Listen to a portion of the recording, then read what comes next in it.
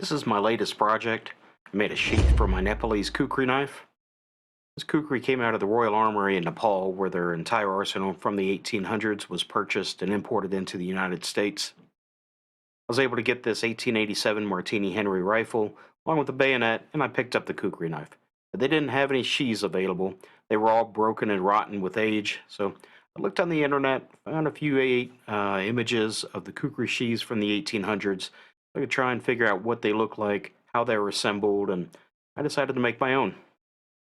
The sheaths are wood, wrapped in leather.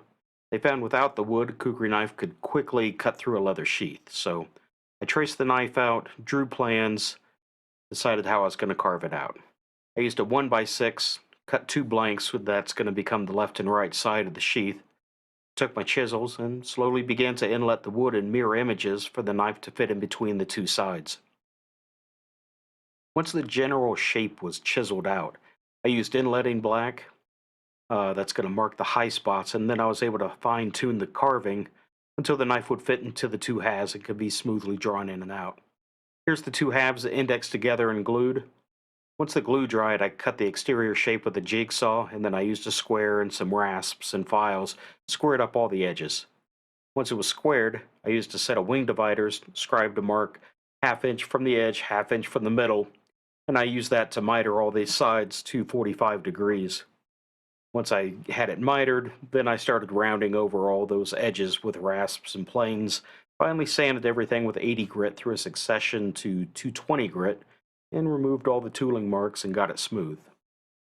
Then I picked up some pre-dyed leather, I cut it into shape, and I found I needed to open up the mouth of the sheath just a bit with a knife so that it would fit along with some leather wrapped around those edges.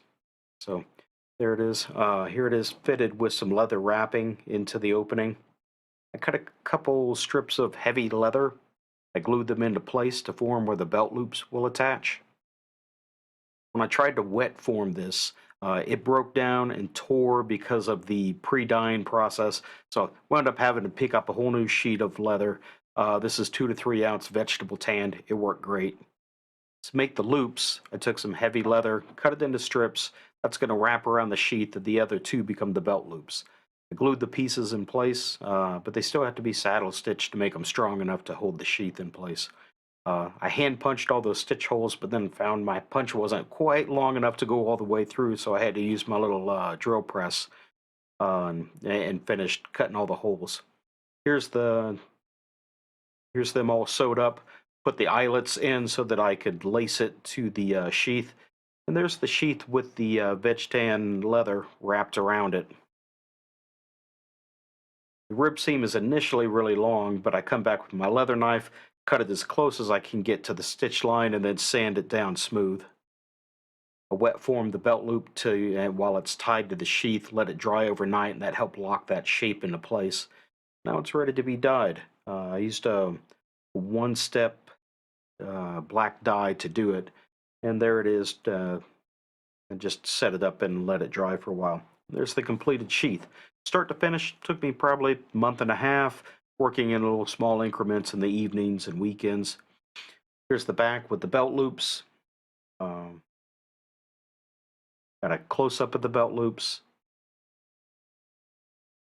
Stitching line that was burnished smooth. A couple more angles. Here's coming around the tip so you can see all the stitching.